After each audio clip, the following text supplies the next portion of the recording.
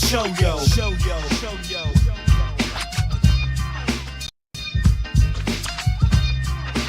P.O.S. Show yo.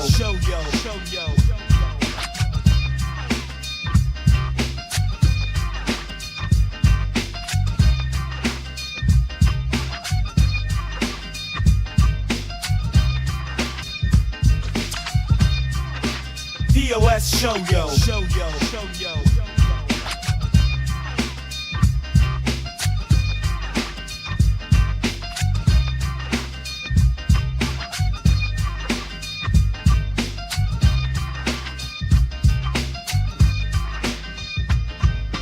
Yo, it's P.O.S. with Pat and Bobby.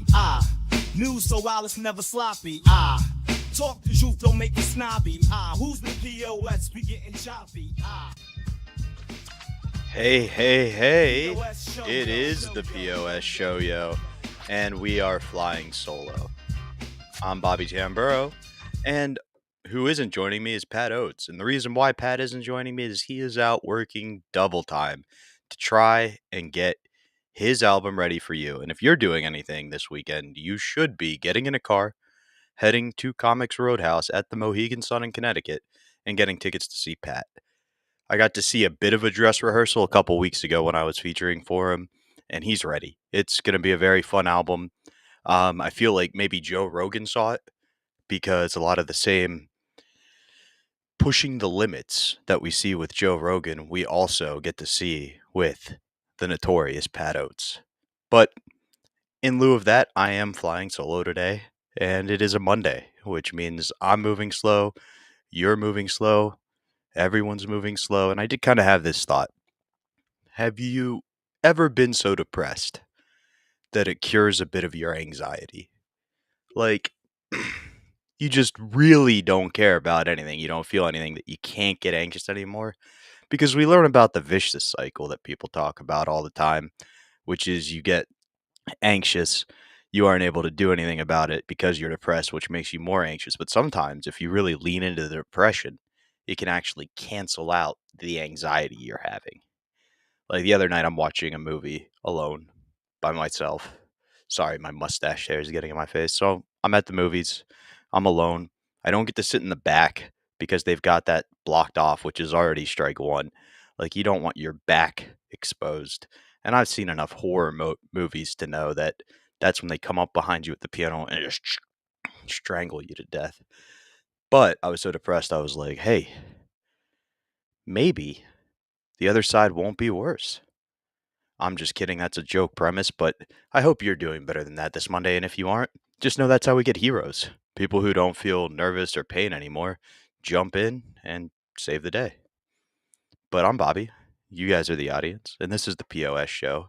And since Pat isn't here, I figured something we would do is I would overproduce everything, and we could watch some of the stories I've overanalyzed before we decide who the P.O.S. is. And I think the best way to start, it's the presidential candidate everybody's talking about. You guys know him. You guys love him. It's Robert F. Kennedy Jr. Good afternoon, and welcome to our first story of today's P.O.S. show. In case you couldn't tell, I'm flying solo, so that means instead of just believing in myself and my improv skills, I'm gonna over-edit everything and hope for the best. We're diving into a bizarre incident that has captured both media attention and public curiosity.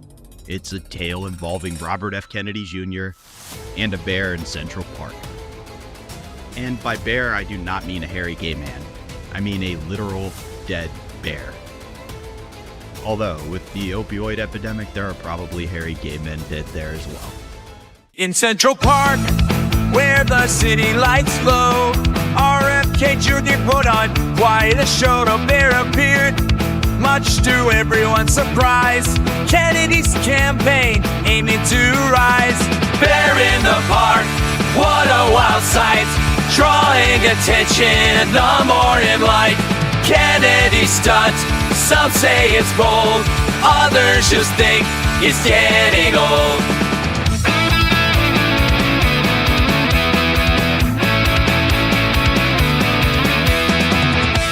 He said it was natural, the bear's demise, wanted to open all of our eyes. Urban and wild, living side by side. RFK Jr.'s crazy ride. Bear in the park, what a wild sight. Drawing attention, the morning light. Kennedy stunt, some say it's bold. Others just think it's getting old. With every campaign comes a new tale, but this one's surely off the rails. Will it bring votes or just a laugh? Only time will block this path.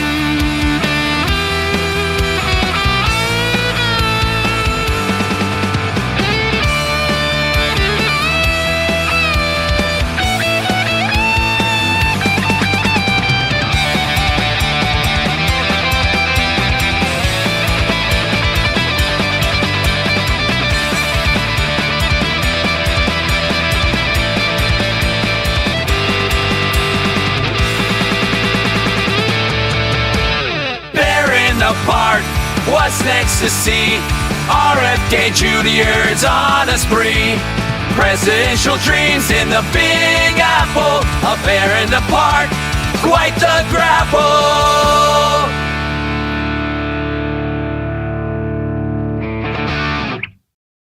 In July of 2024, Robert F. Kennedy Jr., the current independent presidential candidate and a prominent figure known for his environmental advocacy, admitted to orchestrating a peculiar prank. He left a dead bear in New York's Central Park to make a statement. According to Kennedy, the bear had died of natural causes and was not harmed for this stunt. Oh sure, Robert, I see. When you use a carcass to make a statement, it's cool and totally acceptable. But when George H.W. Bush and the CIA try to do the same thing, we have to hear, "Wah, the government killed my daddy." The intention behind this unusual act was to highlight issues related to wildlife conservation and the interactions between urban environments and nature.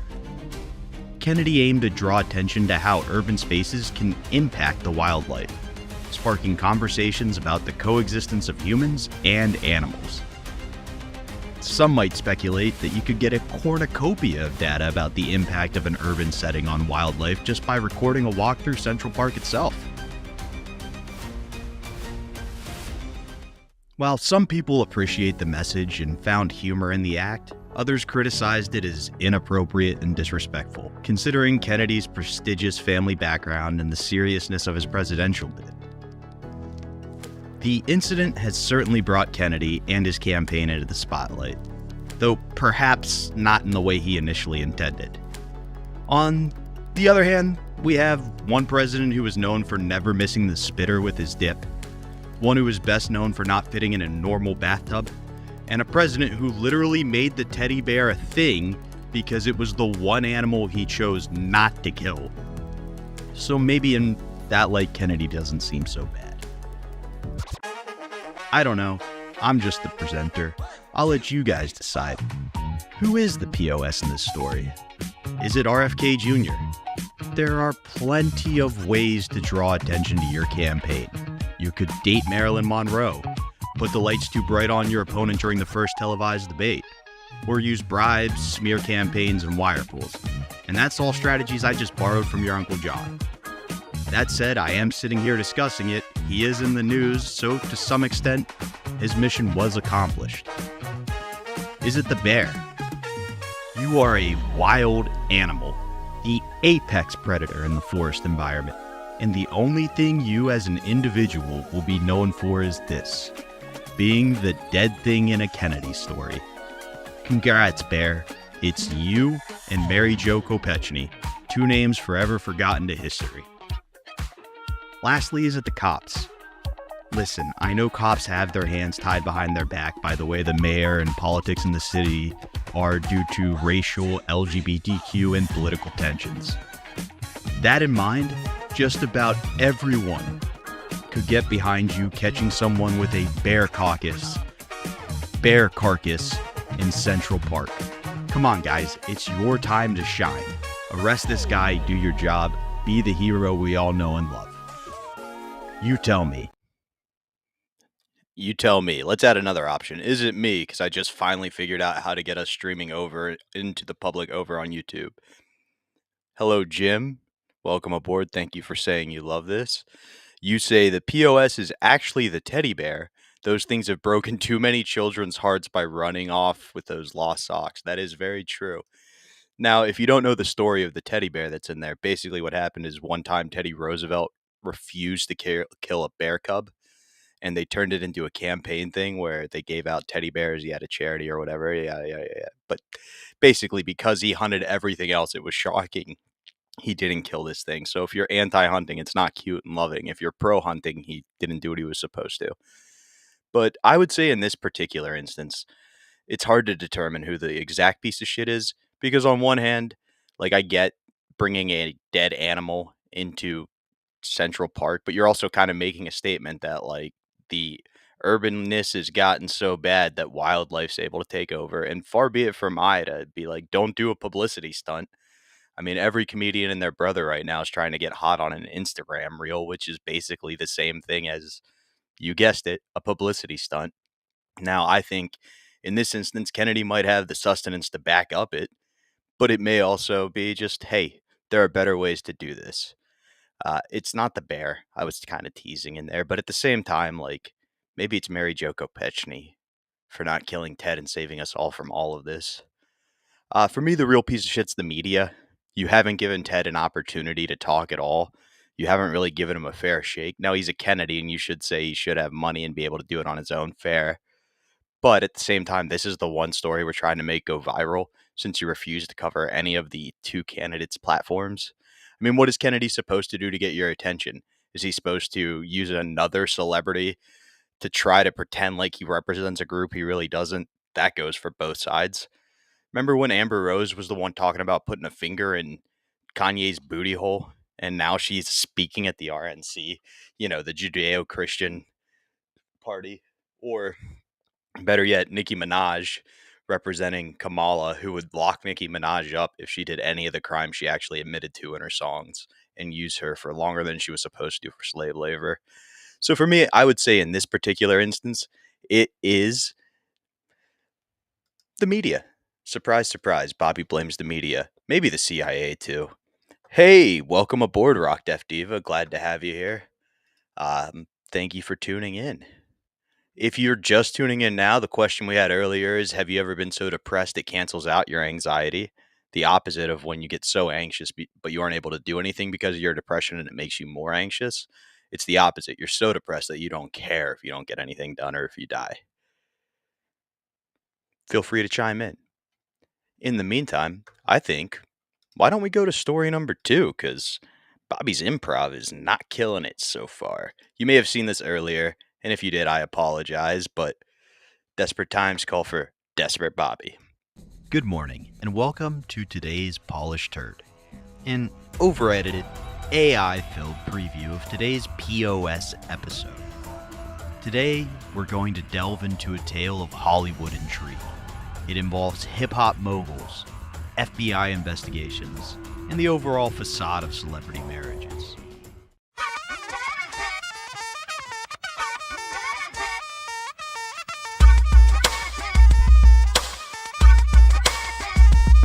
In the heart of Hollywood, the rumors fly. Suge Knight's got a story that's catching every eye. He says the FBI's got tapes to reveal. From raids on Diddy's house, secrets they conceal. Suge claims that Ben Affleck knows about the tapes and what they showed. Jennifer Lopez in the spotlight, caught between the past and her new life.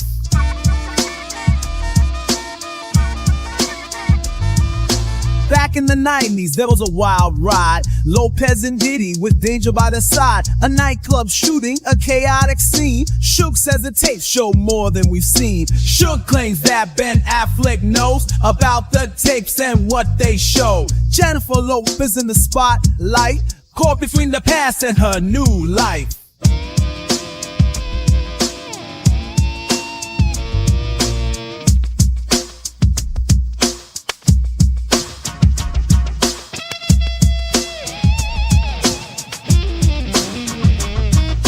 FBI Lies whispers reach Affleck's ear. Suge says they warned him to keep it clear. What do these tapes hold? What's the real deal? A past that could break, a love to heal. Affleck and Lopez, their love on display, but rumors and secrets cloud the day. Living apart, whispers fill the air. Suge's claims add to their public affair. Suge claims that Ben Affleck knows about the tapes and what they showed. Jennifer Lopez in the spotlight, caught between the past and her new life.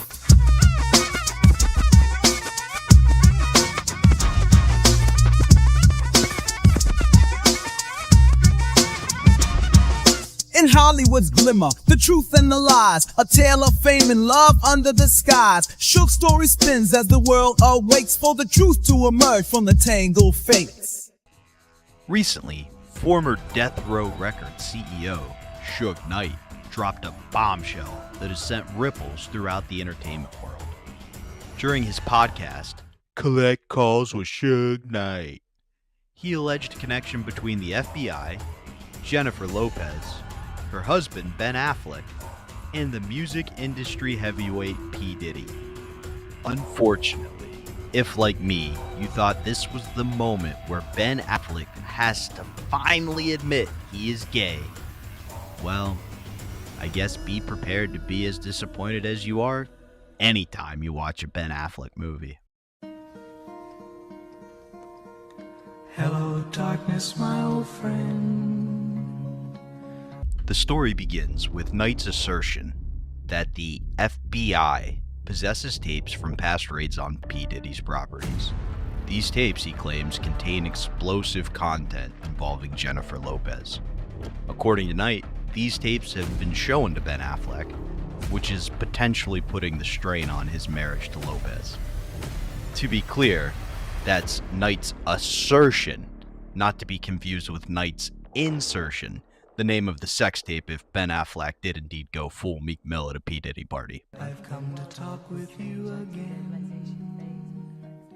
Let's travel back to 1999, when Lopez and Diddy were embroiled in a high-profile nightclub shooting incident. Knight suggests this incident set the stage for the current drama that Lopez is facing because it highlighted Lopez's alleged deception regarding the incident, which implicated her further in a narrative full of controversy and deceit. It's starting to sound like our Jenny from the block is more like Jenny with a Glock. As rumors swirl, the public eye scrutinizes Affleck and Lopez's marriage more intensely than ever. Since rekindling their romance and marrying in 2022, the couple has faced their share of public ups and public downs. Reports of them living apart has further fueled the speculation about the state of their union. In my opinion, if J-Lo was doing enough private up and downs on my bat member, public ones wouldn't be a big problem for me. While I can't confirm the existence of these tapes or of their speculated contents, Knight's assertions are yet another layer in the complex and often murky world of celebrity relationships, where past actions and hidden secrets can resurface to create ripples in the present. On the other hand, it must be so difficult to be married to one of the hottest stars of all time, take a break to marry another smoke show and have some kids with her, and then still go back to the somehow still hot star. It is important to note that these claims are part of Knight's known history of controversial statements and public disputes, particularly with P. Diddy. Whether there's truth in his words or it's another chapter in a long-standing feud remains to be seen. That said, even if he is lying, what are they going to do? Lock him up?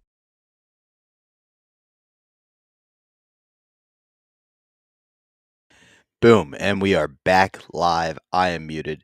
So here's how we're going to do this. I know it's a little choppy because I'm flying solo and this is my first time trying it, but I'm going to present the POS. You guys jump in the chat and say who you think the POS is. After I present, I'm going to go through and read the old chats. We'll discuss that quick, and then we'll come back to who I think the POS is. Then we'll go to who you think the POS is. And if you're just tuning in now and going, why isn't Pat here? The reason why is Pat's getting ready for his album recording August 8th, 9th, and 10th at the Comics Mohegan Sun, Comics Roadhouse at the Mohegan Sun. Tickets are available, but they're going quickly. They may have been gone by this point. Who knows? But come on out. We're taping all the nights. We'll probably do a live podcast if people are there. It's going to be a good time. Why wouldn't you want to be there?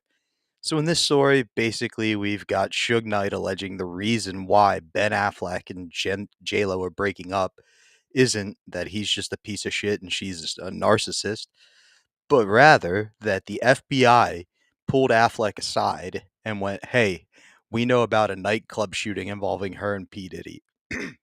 Now, when I first heard FBI tapes Diddy raid Affleck divorce, I assumed it was him being gay, as I showed you in the video.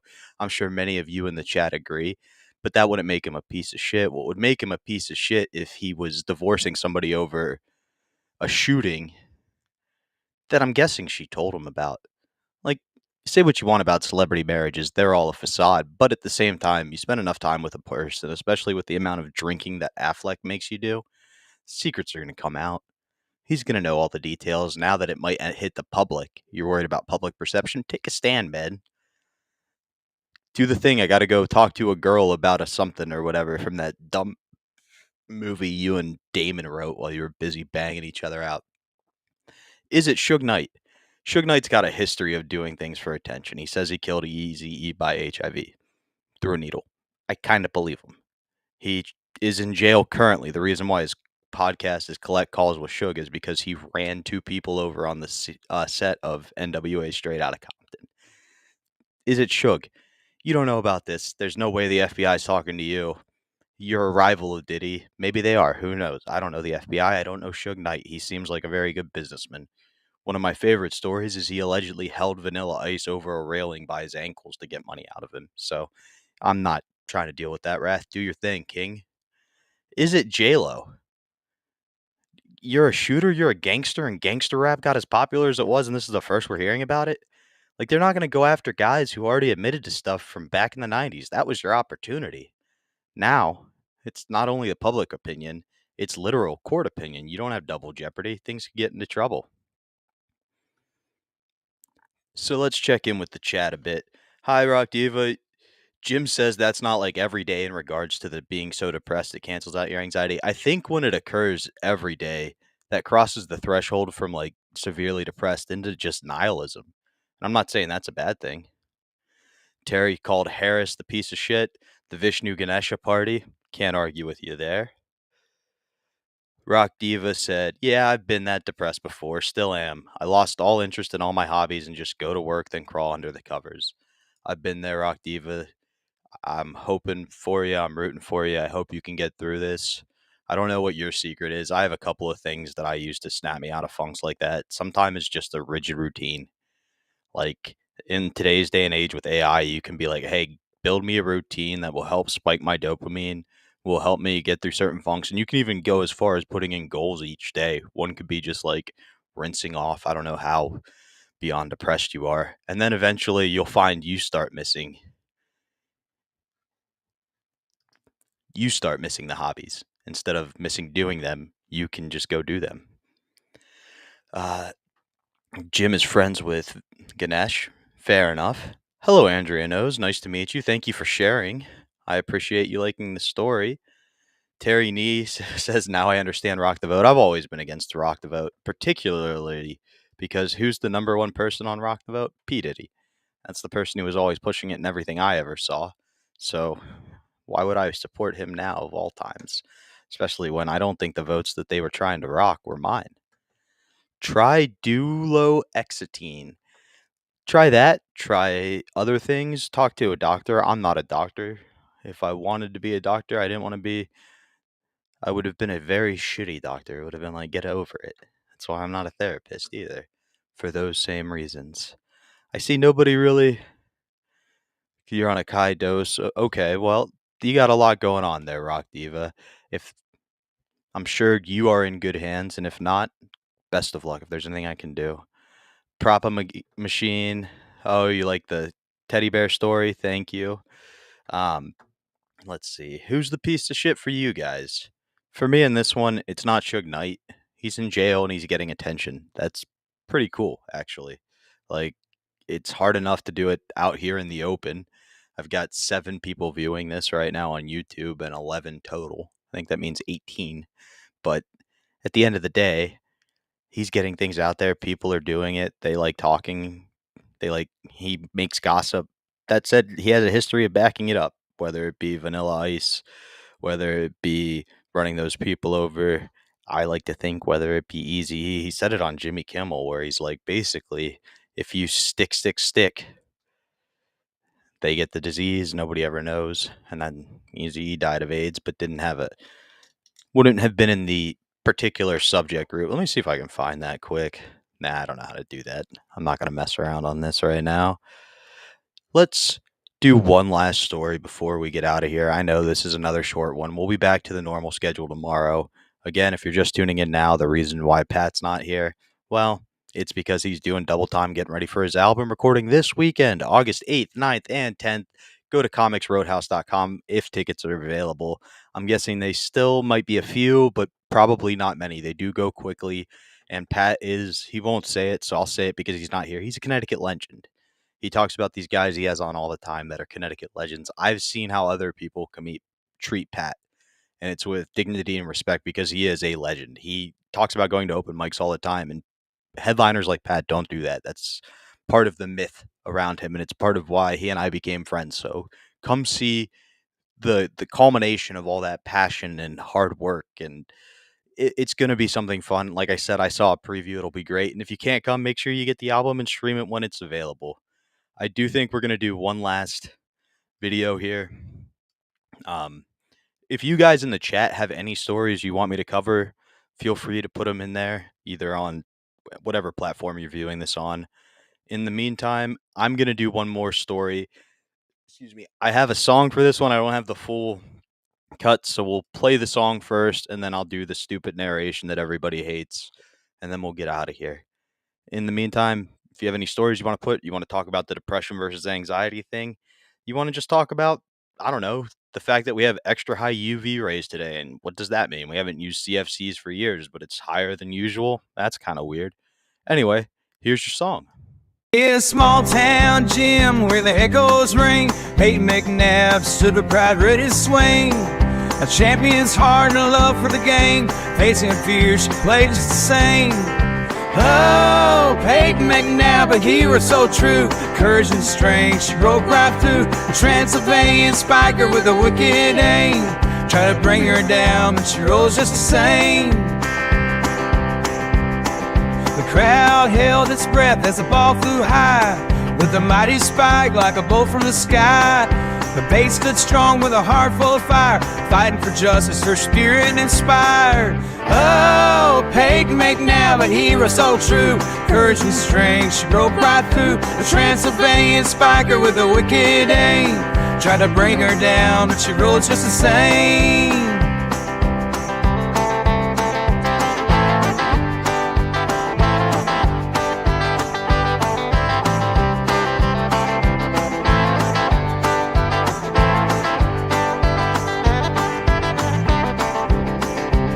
In the face of the storm, she stood her ground, a beacon of hope in that small town. With every volley, with every set, Payton's courage we'd never forget.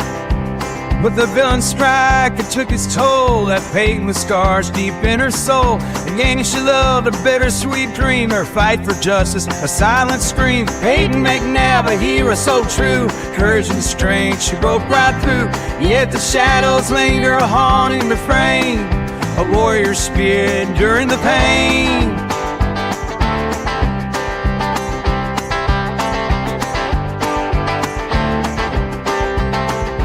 Now she fights each day with all she's got, facing challenges time forgot. Her heart still shines, though her body bears pain. Payton McNabb, in the rain she remains.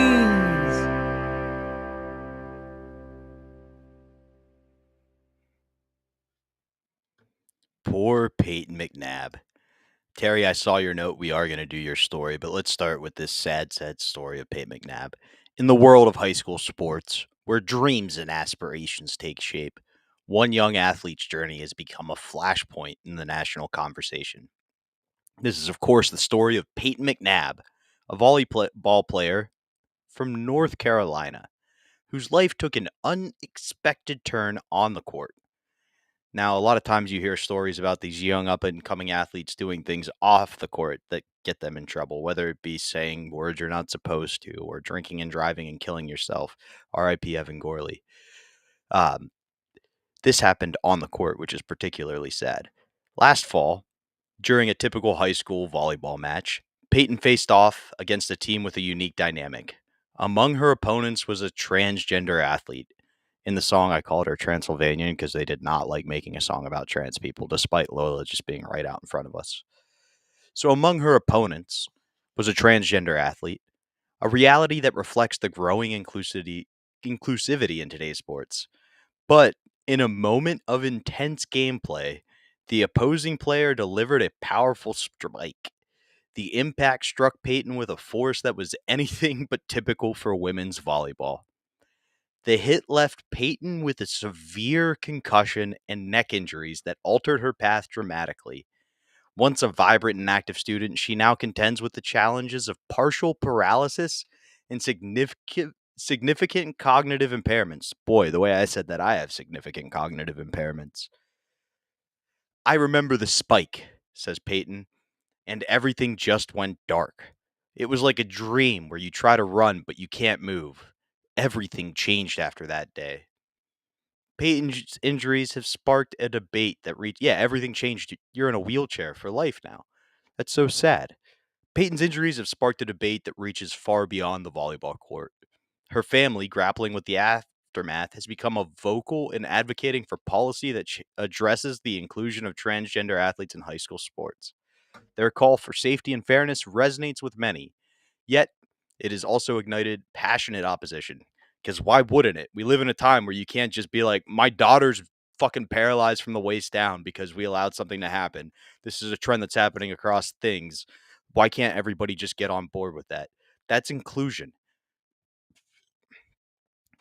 Payton's mother said, we support everyone living as their true selves, but we need to ensure sports are fair and safe.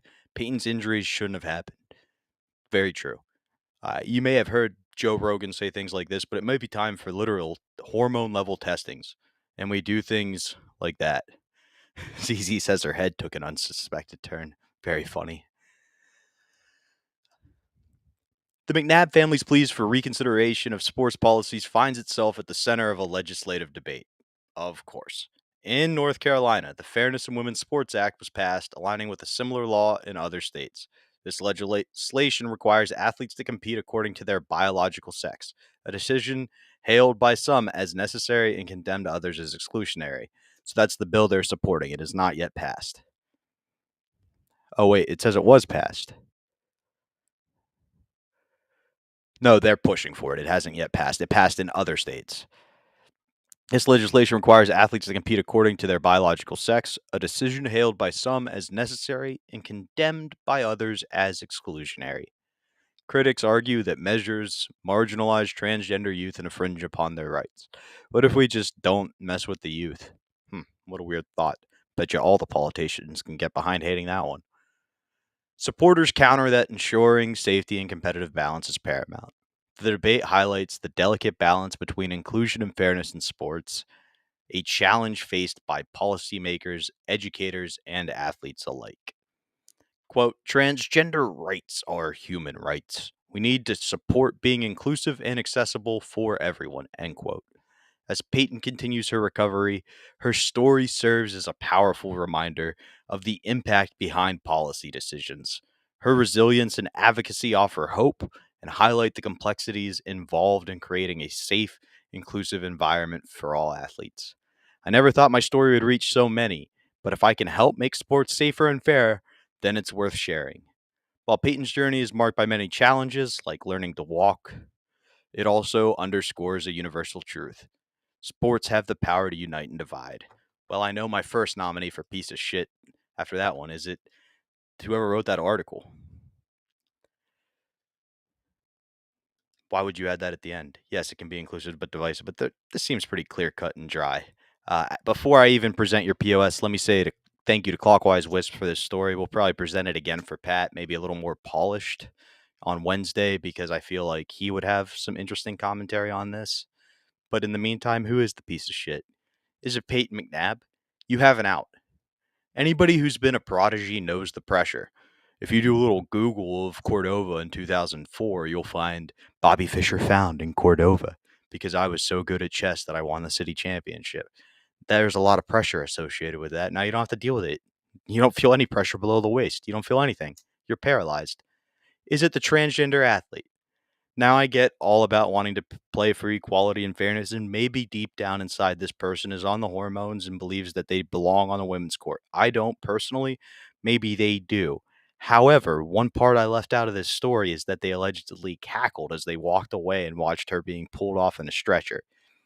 Now, everybody laughs out of awkwardness, but the fact that the article says cackled makes it seem like more like a Transylvania villain, less like a, somebody who's just nervous and feels bad they injured somebody. A lot of people allege that that community in particular that crosses into sports does things for attention. This is going to bring attention, but I do credit the article for not using that person's name. It saves them from hate. They shouldn't get any. They should apologize like you would in any sport if you hurt somebody. You don't do it intentionally, and if you do, you don't belong in the sport, regardless of what sex you claim to be. Is the piece of shit the boxers that have latched themselves onto this story? We talked about it last week. There's someone who the whole testing is so weird that nobody really knows what gender they are. It's been alleged that they're a man. Women are retiring upon punches, saying things like they've never been punched before, and they are all hailing onto this story. It's really becoming a talking point in world news. It used to be the United States. Like, we've grown to a point where we are so successful that we no longer have to like worry about day-to-day things. The majority of people don't have to worry about where their next meal's coming from. The majority of people have the luxury to get to argue about what gender they want to be. All it takes is one missile strike and we're all back to men and women. Not by choice, just you don't have time to argue about the minutia. One of the people I respect most in my life is my dad because he loves what he does. He's found his passion and he works from, sun up till he falls, passes out at night. And he's so busy. He's like, oh, that's not the real world. And it is, unfortunately. And it's bled from the United States into national things like the Olympics. That said, there's a chick from Ireland who's proven tested female multiple times. Her DNA's been tested, all of her hormones, and she beat this chick 2 years ago. 9 times this chick's been beat by other chicks. So maybe the Olympics just isn't full of the strongest people. Maybe she isn't a man and she's been doping. There's definitely more to this story, and latching onto a thing that happened in North Carolina is a little rough. So you tell me, who do you think the piece of shit is? I'm going to check in with the chat.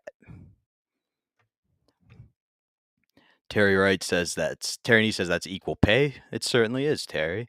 This becomes more prevalent after Title IX. It's the women. They're crazy. I have all the respect in the world for the Irish chick. It's a lesson I've learned, had to learn the hard way in life multiple times. If you do something, get through it, and then complain about the process, it says significantly more than if you quit the process and complain about it. Like, if you think the engineering program at a certain school is ridiculous, you go through it, you get your engineering degree, and then you complain about it. You bring a lot more authority to the table. These 9 women have beat her. They bring a lot of authority to the table, and they go, I beat her. I think she's a woman. That said, if it turns out she's a man, that's disgusting. And I think that's the best take everybody should have. Oh, by the way, this chick's been directly involved. All of you internet warriors have never met this person. You can't even point out Algeria on a fucking map. Not you, Terry. You're too smart. But the rest of you. So who's the piece of shit in the story? You tell me. Let's look at the chat. Nothing else. They're the pit bulls of women's sports now. The dog is just doing what it was bred to do. You blame the owner for letting it out of the yard.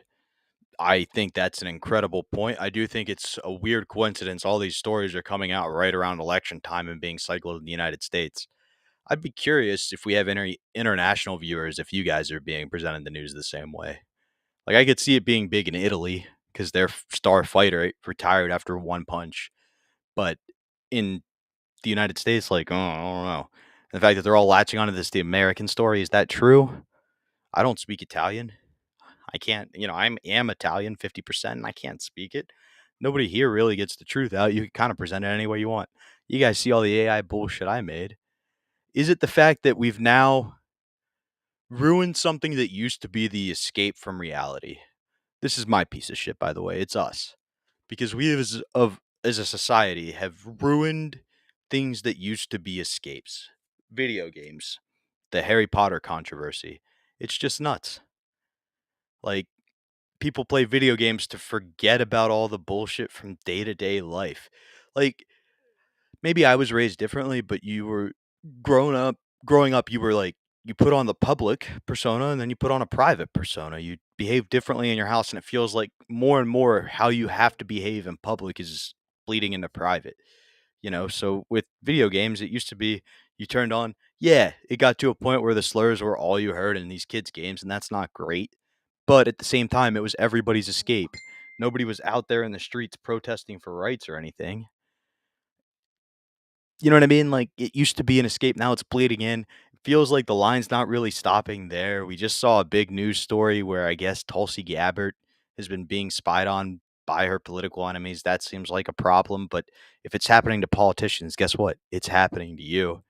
And if you're the one who wants to run someday and they have a recording of you through a webcam you've been using because you're trying to do a live stream since you got fired from the job you had from 2002, to get you from any major position you want. It's getting to a point where we're being spied on all the time, and we're allowing the public image to bleed into our private lives. You used to have a private life and a public life. That was the argument with Kennedy. I know I made jokes in there about sleeping with women and things like that, but truly it was, in public he's one guy, in private he's another. And by the way, if you Google any great person, that's how they're going to be. In public, they present one strong characteristic image. In public, they hide a different one. A perfect example is Martin Luther King Jr., Dr. Martin Luther King Jr., one of my heroes. I truly believe in his nonviolence approach to things. I think he was beyond, the way he perceived reality was beyond anything I could understand. And the way he presented it was very succinct. And in doing so, it was true equality he wanted. It wasn't equidence. It wasn't everybody gets the same. It was everybody gets the same opportunity. That's all he was asking for. And I think he would be, but getting so far from the point of the piece of shit is us for allowing the private life to draw a line. But looking at Martin Luther King, put all that image out there. What did we find? Because that gay guy from the FBI was spying on him. Oh, he cheated on his wife all the time. He cussed, he cursed, he was allegedly abusive. Like, that's not the image that's out there. And I guess history is written by the victor, but at the same time, it is kind of nice to be able to separate and be like, this is life now and this is life then. Like, being a comedian, I don't think I should have to be on all the time, right?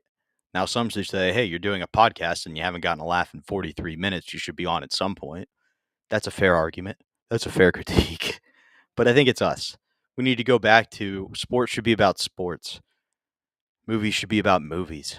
Jokes should be about jokes, and politics should be about politics. The bleeding of all the colors, you know what you get? An ugly fucking gray. That's my thoughts on this topic. Let's check in with the chat.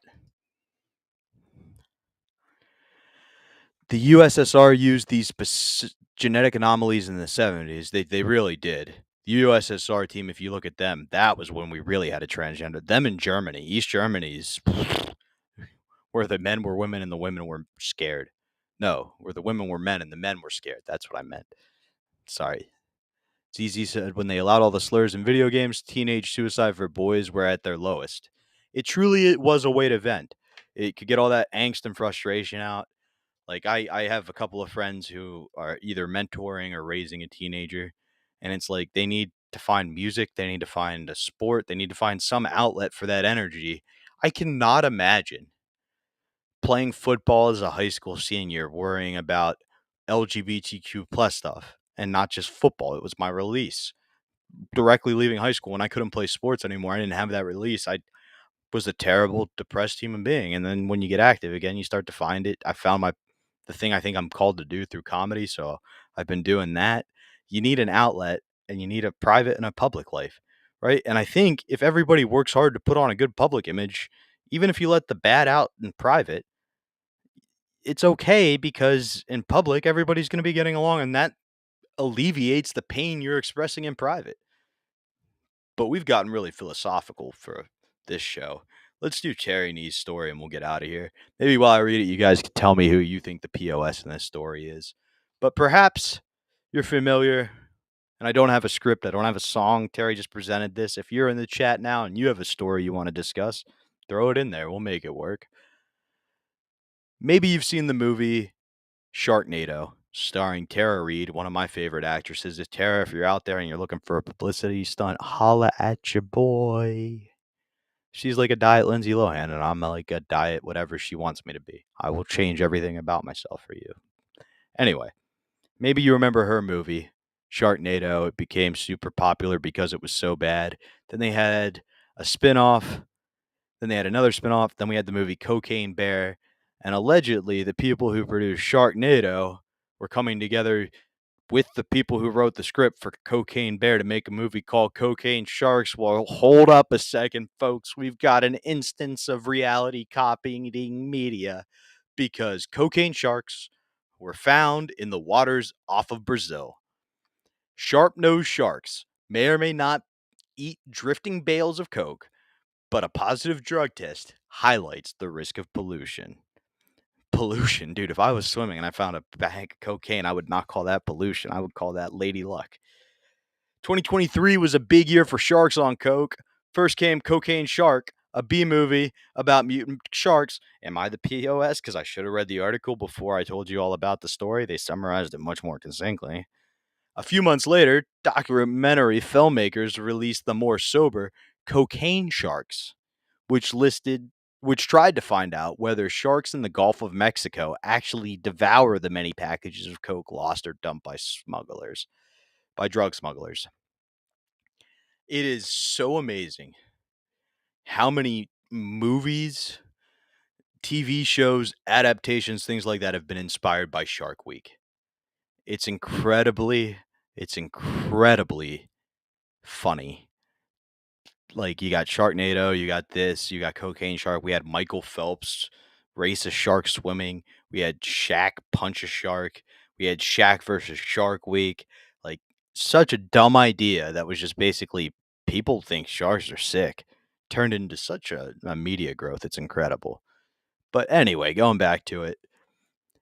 It's a catchy headline to shed light on a real problem, Tracy Fanera, an environmental engineer in Florida, told The Guardian last year. I think in order to live in Florida, you're basically got a minor in environmental engineering. You're fighting fucking nature. Fanera participated in the doc and highlighted the issue of wildlife being exposed to drugs and other pollution.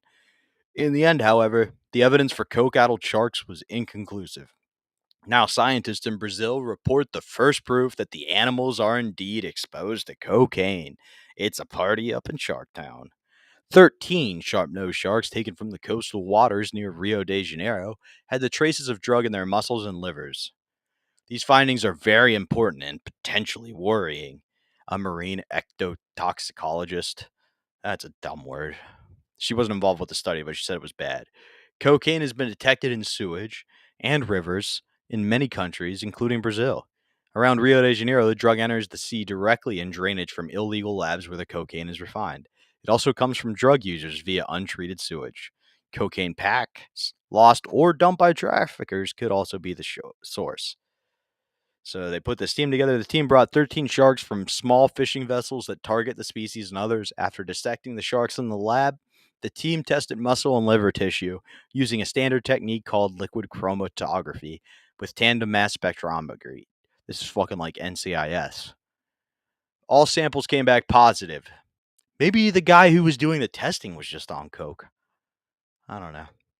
This is evidence of the increasing danger of cocaine pollution, says Ann Capaldo, an endocrinologist, an expert in environmental pollution at the University of some school. It doesn't matter in Brazil. Anybody good comes here. One concern is that toxic can show. All right, you guys get the gist of this. Who is the piece of shit in the story? Is it the sharks? They're doing cocaine. Now you're already fucking dinosaurs in the water. We don't need to add cocaine in the mix. Cocaine is known for highlighting the only part of the brain you have. It's called that part of the brain, the reptilian brain, because it's just raw emotions, and that's what cocaine leads you to. You're a shark. You don't have emotions. You're not trying to shut them off. You don't eat Coke. Also, if you eat it, it doesn't last nearly as long or hit nearly as hard as if you were to snort it. Just think about it. Terry says, used to find square grouper on Fort Lauderdale Beach in the 80s. Sadly, a seed would get you. Oh, yeah. Back in the day. It's kind of like that still in Pennsylvania. They have medical license, but they are not for non-medical at all. It's like they're doubling down now that all the real people who need it should have some access to it, which I guess is the way they want to do it. So is the piece of shit the sharks?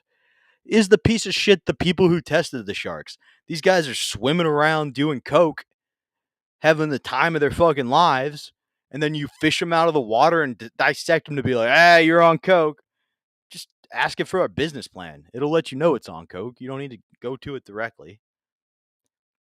Is it the people of, like, why are we not all going to Brazil to get free coke right now? It seems like it's just fucking everywhere. Terry Neek came up with an idea he wants to copyright, and I love it. Cocaine sewer alligator. It's coming out of Florida, or the sequel could be fucking meth alligators in Florida for all we know. Holy shit, that'd be fun. ZZ would be more worried about thousands of coconut Humboldt squid. Oh no, cracking coming. Who's your piece of shit in the story? For me, the piece of shit is probably the people who are testing. Like, I assumed. I don't know about you guys. I just kind of assumed anywhere cocaine was super prevalent, it was in the environment. It was, it was around. It was going to end up in your bloodstream one way or another. That's my piece of shit. You guys debated on your own. Thank you all so much for tuning in. I appreciate everybody who jumped in the chat and anybody who just watched and didn't. We're going to go Andrea Knows, Terry Nee. We're going to Jim Grendel, Rock Def Diva. Let's see if we got ZZ below. Terry Nee, of course, presenting his own story. And nobody in the other chat. So, guys, thank you so much for tuning in. Make sure you get your tickets to the Pat Oates Show. It is August 8th, 9th, 10th at Comics Roadhouse. I said the Pat Oates Show. You guys know I meant his album and videotaping. On that note, thank you for tuning so much in. If you can't join him, beat him. And don't be.